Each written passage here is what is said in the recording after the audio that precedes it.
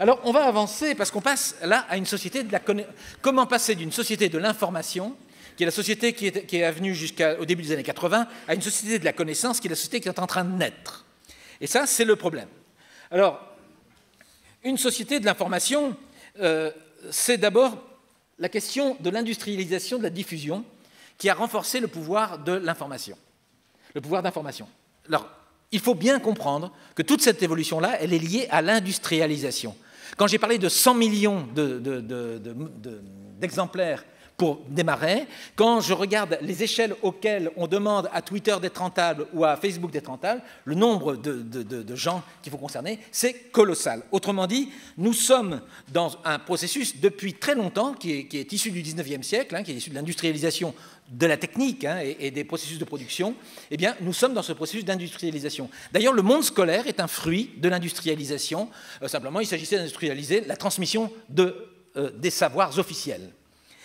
Du coup, les premiers réseaux sont d'abord centrés sur la diffusion. Les réseaux de télévision, les réseaux de radio sont centrés sur la diffusion. Il s'agit de transmettre l'information. C'est ça qui pose problème. Mais le livre, le papier, l'écrit, donc, porte dès l'origine un pouvoir particulier, parce que, en fait, c'est ce modèle-là qui est la matrice. C'est d'abord, peu de gens savent lire. Jusqu'à la fin du 19e siècle, peu de gens savent lire. Donc, c'est très récent, vous voyez bien. Et l'image est réservée à la propagande et à la croyance. Pendant très très longtemps, et ça continue encore aujourd'hui, on utilise l'image pour convaincre les gens. La capacité qu'ont certains extrémistes à utiliser l'image fixe et maintenant la vidéo pour arriver à convaincre est nettement supérieure à tous les discours pratiques et théoriques que l'on peut faire.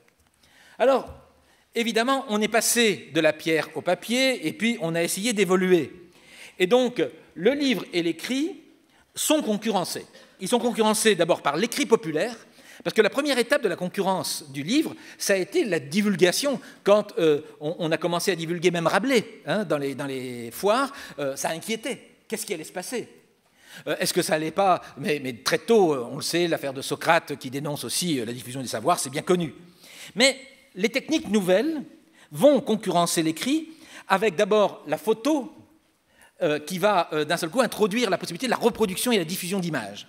Puis l'audio, puis la vidéo et la transmission vidéo. Le cinéma, rappelez-vous les débats au début du XXe siècle sur le cinéma par rapport à l'éducation. Et le cinéma a obtenu ses lettres de noblesse lorsqu'on en a fait un art. Mais en même temps, on a laissé passer toute la partie qui, pendant la guerre 39-45, servait très fortement avec le cinéma, c'était comment, je dirais, faire de la propagande. On a oublié ça. Alors, la création, vous voyez, nous avons donc une culture savante qui s'oppose à une culture populaire, et du coup, toutes les communications de masse sont dévalorisées. Donc c'est ce qui fait que la résistance du monde scolaire, la résistance du monde intellectuel par rapport à Internet, prenons Finkielkraut, prenons aussi Marcel Gauchet d'ailleurs, ils résistent à Internet. Pourquoi? Parce que nous tombons effectivement aussi dans une lutte entre culture savante, culture populaire. Et évidemment, c'est un choc. C'est un choc de donner la parole à des gens auxquels on considère, un certain nombre de gens considèrent qu'ils n'ont pas à l'avoir. Donc il faut une très grande humilité pour oser entrer dans ce monde-là. Heureusement, certains ont perçu la qualité de cela. Vous avez en particulier dans votre pays 2 réalisateurs qui ont développé une série qui s'appelle Striptease, qui est absolument exceptionnelle, pour essayer de faire émerger justement ce que c'est que la culture populaire dans ce cas-là de plus intime. Et c'est passionnant.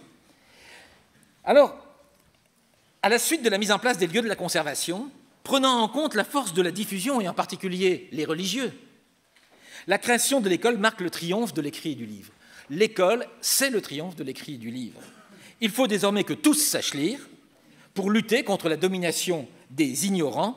Et on reprend cette phrase de Condorcet, parce que Condorcet a pillé les chrétiens et leurs idées, évidemment, pour en faire une école publique, ce qui était finalement pas si mal. L'ignorance toujours mène à la servitude. Et les chrétiens ajoutaient que... on pouvait s'intéresser aux écrits religieux pour justement acquérir le savoir et sortir de l'ignorance. C'est pour ça que très tôt, les religieux se sont emparés de l'éducation bien avant l'État. Et il y a le tournant numérique qui arrive à un moment. Et ce tournant numérique, c'est d'abord la poursuite du processus d'industrialisation des moyens de communication par l'informatique. C'est-à-dire que l'informatique ne fait qu'accélérer à nouveau, de donner un nouvel essor. On a inventé la machine, on a inventé l'électricité, on a inventé la machine à vapeur, on a inventé l'électricité. Là, on est maintenant passé à une autre étape, mais on est dans la même suite d'industrialisation. Et pour reprendre Michel Serres, ce n'est pas complètement nouveau, puisque ces machines que l'on a inventées sont capables de capter de l'information, de stocker de l'information, de traiter de l'information et de transmettre de l'information, de la diffuser et de l'émettre, au moins. Ça veut donc dire parfois davantage.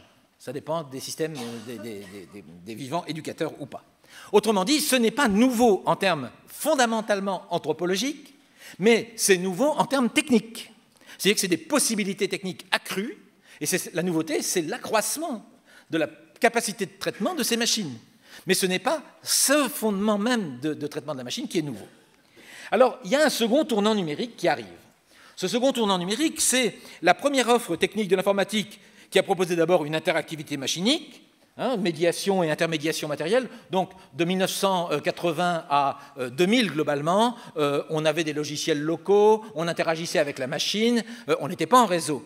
Et puis, avec le Web 2.0, on a décidé d'y ajouter l'interaction humaine. Alors, c'est caricatural ce que je dis, parce qu'en fait, c'était présent avant, sauf que ça s'est démocratisé à ce moment-là.